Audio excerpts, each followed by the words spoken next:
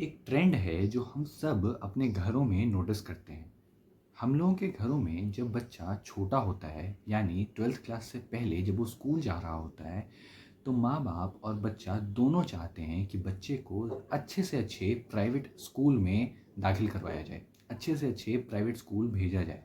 पर जैसे ही वो बच्चा क्लास 12th पास करता है, वही माँ बाप और वही बच्चा चाहते हैं कि उसका एडमिशन किसी गवर्नमेंट कॉलेज में हो, चाहे वो आईआईटीज़ हों, चाहे वो आईआईएम्स हो या फिर कोई भी दूसरी सरकारी यूनिवर्सिटीज़।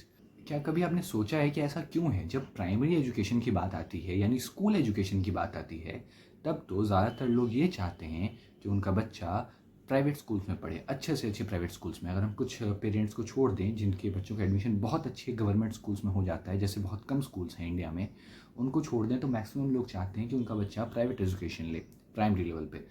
पर जैसे ही वो बच्चा क्लास 12th पास करता है, वैसे ही उसके माता पिता और वो दोनों इस बात पे ज़्यादा फोकस देते हैं कि उसका एडमिशन किसी अच्छी गवर्नमेंट इंस्टीट्यूशन में हो जाए। ऐसा क्यों है? ऐसा इसलिए है क्योंकि इंडिया में अभी भी अगर आप प्राइमरी एजुकेशन इंस्टीट्यूट्स और सेकेंडरी एजुकेशन इंस्टीट्यूट्स को कंपेयर करेंगे तो इन दोनों की कंपैरिजन में आप पाइएगा कि प्राइमरी एजुकेशन की हालत इंडिया में बहुत ज़्यादा ख़राब है, खास करके इंडिया के रूरल सेक्टर में तो प्राइमरी स्कूल्स ढंग से हैं ही नहीं। बट ऐसा क्यों है कि हायर एजुकेशन जो है उसकी हालत फिर भी इन कंपैरिजन टू, मैं ऐसा नहीं बोल रहा हूँ कि हायर एजुकेशन की हालत कोई बहुत अच्छी है इंडिया में, but in comparison to the primary education या स्कूल एजुकेशन, हायर एजुकेशन की हालत इतनी अच्छी क्यों है? तो इस वीडियो में इसी चीज़ को हम डिस्कस करेंगे कि ऐसा क्यों है कि प्राइमरी एजुकेशन के मामले में तो लोग प्राइवेट इंस्टीट्यूट्स को प्रेफर करते हैं, बात होती है हायर एजुकेशन की तो उसके लिए गवर्नमेंट इंस्टीट्यूशंस को ही अक्सर प्रेफर किया जाए। और तो और हम इस बात पे भी चर्चा करेंगे कि किस तरीके से भले ही ये हायर इंस्टीट्यूट्स जो हैं वो प्राइमरी इंस्टीट्यूट से बेटर ज़रूर हों, पर इसके बावजूद वो उस तरीके का एजुकेशन डिलीवर नहीं कर पा रहे हैं जैसी उनसे उम्मीद रखी जाती है। तो अगर हमें इस चीज़ को, इस प्रॉब्लम को समझना है कि ऐसा क्यों है, किस वजह से है ऐसा कि प्राइमरी इंस्टीट्यूट्स अभी भी इंडिया में उतने अनपॉपुलर हैं सरकारी मामलों में, तो उसके लिए जो इंसान रिस्पॉन्सिबल है उसकी फ़ोटो आपके स्क्रीन पे आ चुकी होगी। जी हाँ, ये है भारत के पहले प्रधानमंत्री जवाहरलाल नेहरू। 2014 के बाद अक्सर इस देश की हर दिक्कत के लिए जवाहरलाल नेहरू को गलत ठहरा दिया जाता है, और उनमें से ज़्यादातर मामलों में आप पाइएगा कि नेहरू की असलियत कोई गलती होती भी नहीं है, और अगर होती भी है तो वो उस संदर्भ को बिल्कुल अलग तरीके से प्रस्तुत किया जाता है। हायर एजुकेशन और प्राइमरी एजुकेशन में हिंदुस्तान में जो गैप है, अगर उसके लिए सबसे ज़्यादा कोई इंसान रिस्पॉन्सिबल है तो वो जवाहरलाल नेहरू ही हैं। क्यों? क्योंकि 1950s का आप जब दौर देखते हैं, जब इंडिया आज़ाद हुआ था, नया नया देश बना था, तब हमारे पास ना हायर एजुकेशन इंस्टीट्यूट्स थे, ना प्राइमरी एजुकेशन के लिए इंस्टीट्यूट्स हैं। यानी कि सरल शब्दों में अगर कहूँ तो हमारे पास ना अच्छे स्कूल थे ना कॉलेज थे। नेहरू को भी ये बात अच्छे से पता थी, लेकिन उन्होंने हिंदुस्तान के डेवलपमेंट के वक्त 50s के दौर में इस बात का तो ध्यान रखा कि वो अच्छे अच्छे कॉलेजेस बनाए, और उसी का नतीजा है आज हमारे बीच आईआईटीज़ हैं, आईआईएम्स हैं, एम्स हैं और भी ना जाने कितने ही इंस्टीट्यूट्स हैं। और आज भी सरकार इन गवर्नमेंट इंस्टीट्यूट्स को, इन हायर इंस्टीट्यूशंस को और ज़्यादा प्रमोट कर रही है। पर नेहरू के उस पूरे डेवलपमेंटल प्रोग्राम में, या फिर आप कहें तो नेहरू का जो विज़न था मॉडर्न इंडिया का, उसमें कहीं ना कहीं प्राइमरी एजुकेशन यानी स्कूल एजुकेशन पे ग्रास रूट के लेवल पे काम नहीं किया गया। और ऐसा सिर्फ मेरा ही नहीं कहना है, ये हैं पुरुषोत्तम अग्रवाल। इन्होंने नेहरू के ऊपर एक बहुत फेमस किताब भी लिखी है, कौन है भारत माता। इन्होंने खुद जावेद अख्तर साहब के साथ एक पॉडकास्ट के दौरान नेहरू को प्राइमरी एजुकेशन पर उनकी अनदेखी के लिए क्रिटिसाइज़ किया है। तो इससे हमें ये तो समझ में आता है कि नेहरू ने किस तरीके से प्राइमरी एजुकेशन को नेगलेक्ट किया, लेकिन इसका क्रेडिट हम अकेले नेहरू के सर पर नहीं फोड़ सकते हैं। ये देखिए, ये लिस्ट है नेहरू के बाद आने वाले इंडिया के तमाम प्राइम मिनिस्टर्स की, जिसमें अभी के प्रधानमंत्री नरेंद्र मोदी भी हैं और उससे पहले के प्रधानमंत्री डॉक्टर मनमोहन सिंह भी हैं। अब अगर आप इस लिस्ट को देखें तो भले ही नेहरू से गलती हुई और उन्होंने प्राइमरी एजुकेशन को नेगलेक्ट किया, बट उनके बाद आने वाले किसी भी प्रधानमंत्री ने, चाहे वो कांग्रेस का हो या बीजेपी का हो, उसने प्राइमरी एजुकेशन पर ध्यान ही नहीं दिया। उसने स्कूलों को ग्रास रूट लेवल से फिर से बेहतर करने पर ध्यान ही नहीं दिया। नेहरू हायर एजुकेशन के लिए तो अच्छे इंस्टीट्यूट्स बना के चले गए, आईआईटीज़, आईआईएम्स, और इन सभी प्रधानमंत्रियों ने अपने समय में और ज़्यादा आईआईटीज़, आईआईएम्स, एम्स बनाए। बट इन लोगों ने ये नहीं सोचा कि क्यों ना वो एक बहुत अच्छा स्कूल का मॉडल बनाएं और उस मॉडल के स्कूल्स पूरे देश में खोलें। अब ये तो हो गई प्राइमरी एजुकेशन या फिर स्कूल एजुकेशन से जुड़ी हुई प्रॉब्लम्स की बात। इनका सॉल्यूशन क्या है? तो इसका सॉल्यूशन है हम अपने देश के जितने भी प्राइमरी स्कूल्स हैं वहाँ पर प्रैक्टिकलिटी बेस्ड एजुकेशन सिस्टम को अप्लाई करें। हम सब ने देखा है कि हर 10 साल 20 साल में हमारे देश में एक नई न्यू एजुकेशन पॉलिसी आती है। मैं आपको अपना खुद का एग्जांपल देता हूँ। मैंने क्लास 12th तक की पढ़ाई सीबीएसई बोर्ड से की है। जब मैंने पढ़ना शुरू किया था तो इस देश में सीसीई पैटर्न नाम का एक बहुत फेमस पैटर्न नहीं आया था। जब मैंने एडमिशन लिया स्कूल में उसके कुछ सालों बाद सीसीई पैटर्न आया, और जब मैं पास आउट हुआ क्लास 12th में उससे 1 से 2 साल पहले सीसीई पैटर्न वापस भी जा चुका था और न्यू एजुकेशन पॉलिसी आ चुकी थी। तो इस तरीके से अगर आप देखें तो मैंने जितने 13 साल स्कूलिंग की उसमें 3 एजुकेशन पॉलिसीज़ थी भारत में, बट उसके बावजूद टीचिंग के मामले में मैंने अपने स्कूल में कोई अंतर नहीं पाया किसी भी एजुकेशन पॉलिसी के आने के बाद भी। हम सब ने देखा है कि किस तरीके से डिजिटलाइजेशन के नाम पर या फिर टेक्नोलॉजी के इंट्रोडक्शन के नाम पे हम सब के स्कूल्स में इस तरीके के स्मार्ट क्लासेस तो लगा दिए जाते हैं। और ये हाल इंडिया के मैक्सिमम प्राइवेट स्कूल्स का है और गवर्नमेंट स्कूल्स का भी है, जहाँ पर ऐसे स्मार्ट क्लासेस तो लगा दिए जाते हैं, मगर उन स्मार्ट क्लासेस में करिकुलम से जुड़े हुए सब्जेक्ट्स के मामले में कंटेंट उस तरीके का होता ही नहीं है जो बहुत ज़्यादा रेलिवेंट हो। टीचर्स स्मार्ट क्लास चलाते हैं बट हफ्ते में कभी कभी। तो हमें सचमुच में टेक्नोलॉजी को स्कूल से जोड़ना पड़ेगा।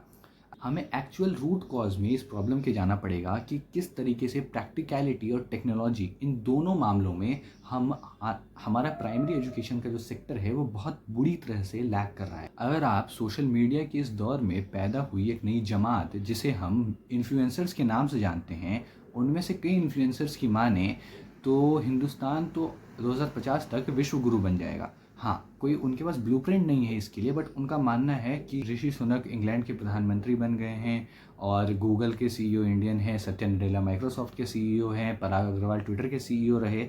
इसलिए क्योंकि इंडियंस टॉप लीडरशिप पोजीशंस में कुछ प्राइवेट फर्म्स में और कुछ देशों में आ गए, इसलिए भारत विश्व गुरु बन जाएगा। वो आपको इस चीज़ की गंभीरता तक पहुँचने देना ही नहीं चाहते हैं कि हमारा प्राइमरी एजुकेशन सिस्टम आज भी कितना पीछे है।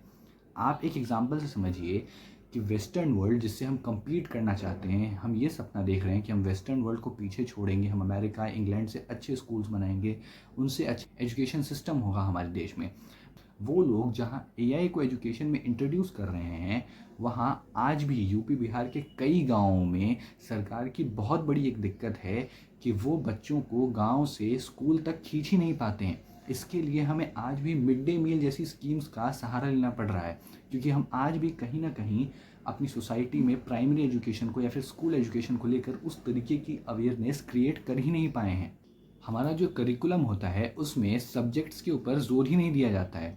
आप देखेंगे क्लास 6th में, 7th में, 8th में, 9th में खास करके लैंग्वेज सब्जेक्ट्स के साथ ये प्रॉब्लम आती है, जहाँ पर लैंग्वेज सब्जेक्ट्स को एक बोझ की तरह पढ़ाया जाता है, जहाँ पे सिर्फ क्लास 10th तक आपको किसी तरह हिंदी और इंग्लिश को कैरी करना है और उसके बाद तो उसकी कोई वैल्यू नहीं है। इसीलिए जब प्रोजेक्ट्स भी मिलते हैं इन सब्जेक्ट्स में तो आपको अक्सर प्रोजेक्ट मिलता है हिंदी और इंग्लिश में कि आप एक चार्ट पेपर पर या फिर एक A4 साइज़ पर आप किसी हिंदी या इंग्लिश पोइट की किसी पोइट्री को लिख कर लाएं और उस पोइट्री से जुड़ी हुई आपकी टेक्स्ट बुक में जो पेंटिंग बनी है उस पेंटिंग को भी उस चार्ट पेपर पर बनाएं। अब आप ही सोचिए कि इस तरीके का प्रोजेक्ट कैसे एक लैंग्वेज सब्जेक्ट में ज़्यादा रिलेवेंट है। ज़्यादा रिलेवेंट प्रोजेक्ट तो वो होता जब आपको कहा जाता कि उसी ऑथर की, उसी पोइट की कोई और पोएम या कोई और रचना पढ़ें और उससे प्रेरित होकर उसके बारे में आप कुछ असाइनमेंट बनाएं। और सिर्फ ऐसा लैंग्वेज सब्जेक्ट्स के साथ नहीं है, साइंस, हिस्ट्री को तो बिल्कुल एक बोझे की तरह ट्रीट किया जाता है जिसका कोई मतलब नहीं है। हिस्ट्री जैसे इंपॉर्टेंट सब्जेक्ट पे प्राइमरी एजुकेशन में ध्यान ही नहीं दिया जाता है। इसी का नतीजा है कि आज हमारे यहाँ जेई और नीट जैसे एग्ज़ाम्स में millions and millions of aspirants हर साल एग्ज़ाम दे रहे हैं जेई और नीट क्रैक करने के लिए, क्योंकि आप एजुकेशन सिस्टम को और करिकुलम में बाकी सब्जेक्ट्स को रेलिवेंट बनाते ही नहीं हो। अब इसके लिए अगर हिंदुस्तान में कुछ पॉलिटिशियंस और कुछ सोशल थिंकर्स का माने तो वो ये दावा करते हैं कि उन्होंने अमेरिका जैसे मॉडल्स के स्कूल बनाए। अमेरिका गए, वहाँ पे उन्होंने अपने शिक्षा मंत्रियों को भेजा और वहाँ जा कर के उन्होंने अमेरिकन मॉडल के स्कूल्स दिल्ली में बनाए, मुंबई में बनाए। तो आप मुझे बस इतना बताइए कि क्या अमेरिका मॉडल के स्कूल्स इंडिया में बनाने से इंडिया अमेरिका को पीछे छोड़ देगा? आप खुद सोचिए कि आज 2023 में अगर हिंदुस्तान के सारे स्कूल्स भी अमेरिका जितनी इफ़िशियंट हो जाते हैं, अमेरिका के मॉडल पे चलना शुरू कर देते हैं, तो क्या 2050 में हम अमेरिका से आगे निकल जाएंगे? ऐसा बिल्कुल नहीं है, क्योंकि हम वो मॉडल अपना रहे हैं जो अमेरिका ने बनाया। वो मॉडल अमेरिका के बच्चों के लिए रिलेवेंट है, इंडियन बच्चों के लिए नहीं। इंडिया एक बहुत ज़्यादा डिफरेंट देश है, इंडिया एक बहुत ज़्यादा डाइवर्स देश है। हमारे यहाँ लैंग्वेज की बहुत ज़्यादा प्रॉब्लम है, लैंग्वेज की बहुत ज़्यादा डाइवर्सिटी है। हमारा करिकुलम, हमारी जियोग्राफी, हमारे यहाँ की जॉब अपॉर्चुनिटीज़ बिल्कुल अलग हैं अमेरिका से। तो हम कैसे अमेरिकन एजुकेशन सिस्टम को इंडिया में इंट्रोड्यूस करके ये क्लेम कर सकते हैं कि हाँ, हमारे बच्चे एक दिन अमेरिका को पीछे छोड़ देंगे और भारत विश्व गुरु बन जाएगा। ऐसा ठीक है कि अगर आप अमेरिकन एजुकेशन सिस्टम को हिंदुस्तान में लाएं तो वो present day Indian education system से ज़्यादा एफिशिएंट और ज़्यादा रेलिवेंट ज़रूर है, हमें फ़ायदा भी मिलेगा। बट एक लॉन्ग टर्म में हम कभी भी वेस्टर्न वर्ल्ड को पीछे नहीं छोड़ पाएंगे, क्योंकि अगर हम उनका मॉडल अडॉप्ट करेंगे तो वो हमेशा हमसे आगे रहेंगे, क्योंकि उस मॉडल में बेटर चेंजेस वो कर पाएंगे, ना कि हम। तो इसीलिए अगर हमें एजुकेशन, खासकर प्राइमरी एजुकेशन के ऊपर फोकस करना है, तो हमें ग्रास रूट में जा करके एक ऐसी एजुकेशन पॉलिसी सचमुच में डिज़ाइन करनी पड़ेगी और उसे लागू करना पड़ेगा। और ये कोई 1 साल 2 साल, एक सरकार या 2 साल का काम नहीं है, एक सरकार या 2 सरकार का काम नहीं है। 10 15 20 25 सालों तक लगातार हमें उस एजुकेशन सिस्टम को अप्लाई करना पड़ेगा, प्रैक्टिकलिटीज़ पर ध्यान देना पड़ेगा। क्योंकि आज भी हमारे यहाँ प्रैक्टिकल के नाम पर साइंस जैसे सब्जेक्ट्स में क्लास 11th और 12th में तो कुछ होता ही नहीं है। टीचर महीने में 1 या 2 बार आपको लैब ले जाते हैं और लैब दिखा देते हैं, आपको लैब के केमिकल्स के नाम याद करवा दिए जाते हैं, ये बता दिया जाता है कि इन केमिकल से क्या होता है। बट शायद ही आपको कभी केमिस्ट्री लैब में केमिकल्स के साथ छेड़छाड़ करने का मौका मिलता होगा। कि सभी स्कूलों के लिए लागू नहीं होती है, हिंदुस्तान में कुछ स्कूल बहुत अच्छे भी होंगे, बट जो मेजॉरिटी ऑफ स्कूल्स हैं हिंदुस्तान में, चाहे वो प्राइवेट हो चाहे वो गवर्नमेंट, उन सभी स्कूलों का यही हाल है। और यही कारण है कि प्राइमरी एजुकेशन में, और अगर आप खासकर गवर्नमेंट स्कूल्स की बात करें तो वहाँ तो प्राइमरी एजुकेशन में लैब्स हैं ही नहीं। प्राइवेट स्कूल्स में तो आपको शायद लैब्स मिल भी जाएं जहाँ पे टीचर कभी कभी स्टूडेंट्स को ले जाते हैं, बट गवर्नमेंट स्कूल्स में तो लैब हैं ही नहीं। गवर्नमेंट स्कूल्स का तो ऐसा हालत है हिंदुस्तान में कि यूपी बिहार के कई रूरल स्कूल्स में स्कूल में छत तक नहीं है। आपके सामने कुछ फ़ोटोज़ फ्लैश हो रही होंगी बिहार के कुछ स्कूलों की, कि बाढ़ के कारण इनका क्या हालत हो गया है। अब ये हालत है उस बिहार की जिसको ज्ञान की भूमि कहा जाता है, जहाँ पे महात्मा बुद्ध को इनलाइटमेंट मिली थी। ये वो बिहार है जहाँ से 1917 में महात्मा गांधी ने अपने पहले सत्याग्रह की शुरुआत की थी। उस बिहार का आज ये हाल है। और अगली प्रॉब्लम जो है जिसके कारण हमारा प्राइमरी एजुकेशन सिस्टम इनएफिशिएंट है, और वो प्रॉब्लम सबसे बड़ी है, वो प्रॉब्लम है हमारे यहाँ के लोग। हम आज भी कहीं ना कहीं एजुकेशन को, या फिर एजुकेशन में प्रैक्टिकलिटी और टेक्नोलॉजी के इन्फ्यूज़न को, मिक्सचर को हम समझ ही नहीं पा रहे हैं कि वो कितना ज़्यादा इम्पॉर्टेंट है हमारी सोसाइटी के लिए। हम आज भी वही टेक्स्ट बुक एजुकेशन पर फोकस किए हुए हैं जब दुनिया एआई की तरफ बढ़ रही है। हमारे यहाँ ना नई यूनिवर्सिटीज़ बन रही हैं, ना नए कॉलेजेस बन रहे हैं, ना स्कूल्स पे काम हो रहा है। मैक्सिमम लोग आज भी हिंदुस्तान में समझते हैं कि टेक्स्ट बुक बेस्ड एजुकेशन जो है वो बहुत ज़्यादा इंपॉर्टेंट है और प्रैक्टिकल एजुकेशन इंपॉर्टेंट नहीं है। अब मैं एक एग्जांपल से इसको समझाता हूँ। ये देखिए, एक सर्वे में ये पाया गया कि एमबीबीएस ग्रेजुएट्स जो होते हैं, यानी वो लोग जो 12th के बाद मेडिकल की पढ़ाई करके डॉक्टर बनते हैं, उनमें से 89% लोग आगे जाके अपने करियर में आगे जाकर सक्सेसफुल होते हैं। वहीं अगर आप बीबीए, एमबीए और बीटेक जैसे कोर्सेज़ की बात करें तो इन कोर्सेज़ में इनरोल होने वाले मात्र 8 से 11% लोग अपने करियर में आगे जाकर सक्सेसफुल हो पाते हैं, अपनी जॉब को अच्छी तरह से कर पाते हैं। इसका रीज़न क्या है? इसका रीज़न है प्रैक्टिकलिटी बेस्ड एजुकेशन। क्योंकि मेडिकल में जो टीचर्स, जो फैकल्टी आपको पढ़ाती है, वो लोग या तो डॉक्टर्स होते हैं या फिर कुछ वक्त तक हॉस्पिटल्स में काम कर चुके होते हैं। जितने भी मेडिकल कॉलेजेस हैं उनके आसपास कोई हॉस्पिटल होता है जहाँ पर आप जाते हैं, पेशेंट्स के साथ मिलते हैं, जहाँ आप वार्ड में बैठते हैं, जहाँ आप देखते हैं कि हॉस्पिटल चलता कैसे है।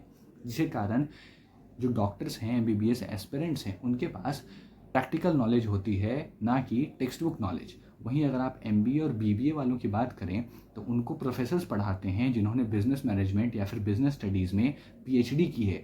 ऐसे लोग उन्हें नहीं पढ़ाते हैं जिन्होंने कोई स्टार्टअप शुरू किया हो या फिर खुद की कोई कंपनी बनाई हो। तो कहीं ना कहीं प्रैक्टिकलिटी का जो एलिमेंट है वो बीबीए, एमबीए, बीटेक जैसे कोर्सेज से बहुत ज़्यादा मिसिंग है। और इसी वजह से Indian higher education primary education से तो बेटर है, बट वो भी कहीं ना कहीं बहुत ज़्यादा आउटडेटेड हो चुका है और इंडियन सोसाइटी के हिसाब से बिल्कुल रेलिवेंट नहीं है आज की तारीख में।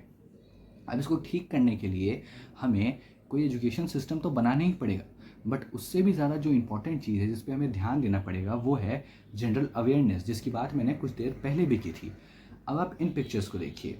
ये पिक्चर्स हैं साल 1992 से। 6 दिसंबर 1992 को अयोध्या में बाबरी मस्जिद को डिमोलिश कर दिया गया कार सेवकों के एक समूह द्वारा। अब आप इस फोटो को देखिए, ये फोटो है साल 2014 की, जब नरेंद्र मोदी इस देश के प्रधानमंत्री बनते हैं।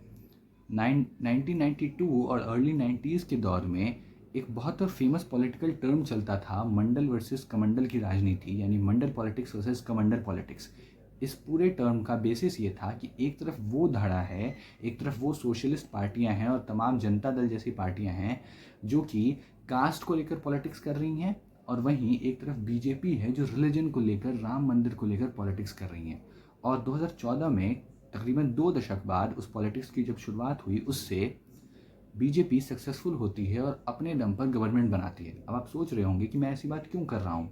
मैं ऐसी बात इसलिए कर रहा हूँ क्योंकि इस देश में मंदिर और कास्ट के नाम पे तो पॉलिटिक्स हो सकती है, सरकारें बन भी सकती हैं, गिर भी सकती हैं। 1993 में यूपी के इलेक्शंस में एक बहुत फेमस नारा चला था, मिले मुलायम काशी राम, हवा हो गए जय श्री राम। उस नारे का मतलब था कि मुलायम सिंह और काशी राम, जो कि 2 बड़े लीडर्स थे उत्तर प्रदेश के, उन दोनों ने किस तरीके से एक साथ आकर कास्ट फैक्टर को रिलीजन के फैक्टर से ऊपर पहुंचाया इलेक्शंस में, और उसके कारण उन दोनों की जीत हुई और वो लोग इलेक्टोरली सक्सेसफुल हो पाए।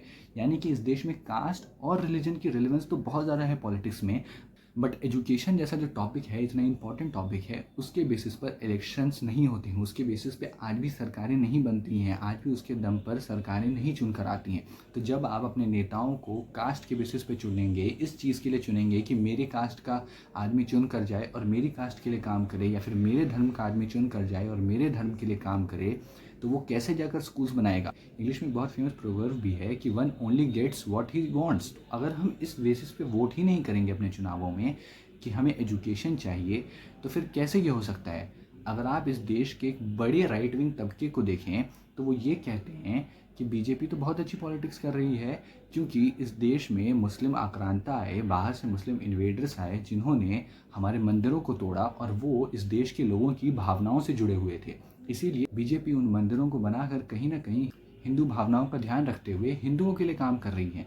मगर अगर आप इन लोगों से ये सवाल पूछिए कि वही बीजेपी उन्हीं मुस्लिम आक्रांताओं द्वारा तोड़ी गई नालंदा यूनिवर्सिटी के लिए क्या करेगी, वो नालंदा यूनिवर्सिटी जो दुनिया की सबसे बड़ी यूनिवर्सिटी है, तो इन लोगों के पास उस चीज़ का कोई जवाब नहीं होगा, वो कोई जवाब नहीं दे पाएंगे। उन्हीं मुस्लिम आक्रांताओं ने जिन्होंने राम मंदिर तोड़ा, वैसे ही मुस्लिम आक्रांताओं ने, उन्हीं की जमात में से कुछ लोगों ने हमारे नालंदा विश्वविद्यालय को भी तोड़ दिया।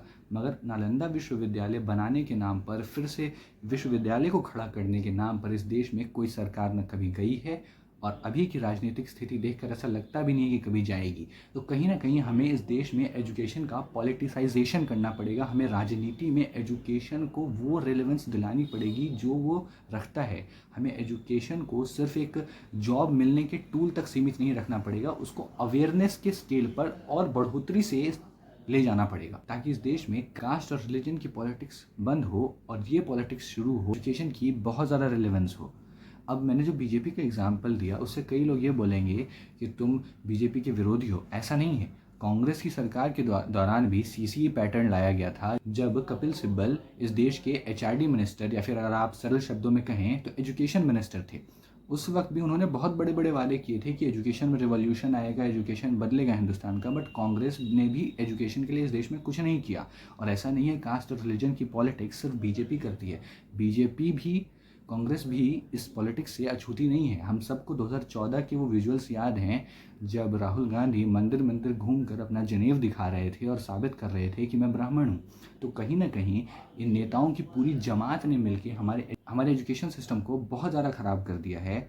मगर ये आज भी हमें भारत के विश्व गुरु बनने का सपना दिखाते हैं, बट कभी ब्लूप्रिंट नहीं दिखाते हैं कि किस ब्लूप्रिंट के ज़रिए 2050 तक भारत विश्व गुरु बन जाएगा। तो ये थे वो कुछ पॉइंट्स जो हमें इस देश में ख़राब एजुकेशन सिस्टम को समझने में, और हायर एजुकेशन यानी कॉलेज एजुकेशन और प्राइमरी एजुकेशन यानी कि स्कूल एजुकेशन के बीच की जो डिस्पैरिटी है उसको समझने में एक नया नज़रिया देंगे, एक नया पर्सपेक्टिव देंगे।